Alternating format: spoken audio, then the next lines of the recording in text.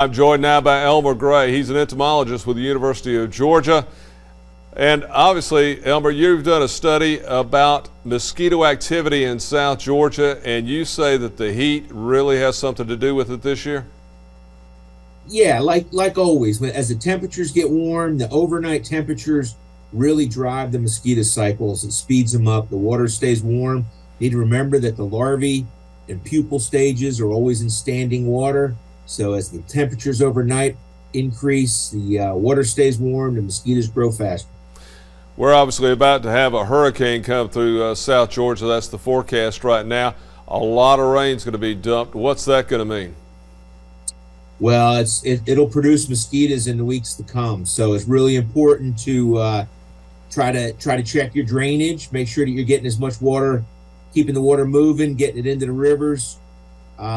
Support your local mosquito control programs. I know Dougherty County has a good program, had a lot of good people there through the years, and I'm sure they'll do their best to keep them down around town. But out in the rural areas, there's a type of mosquito or a group of mosquitoes, the floodwater mosquitoes, and they lay their eggs on wet mud and sand and such.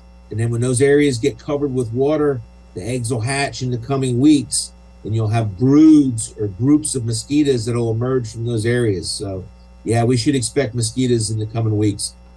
What else did your study find this year? The main thing that we're looking at, we were growing some mosquitoes through, and just how rapidly they grew through their life cycle. As far as studies are concerned, the Georgia Department of Public Health does a fair amount of surveillance. Down in Valdosta, the university there does some surveillance. So they're looking at capturing mosquitoes, collecting mosquitoes, testing them for the West Nile virus, which is beginning to show up in places where testing is done. We're starting to see some West Nile activity.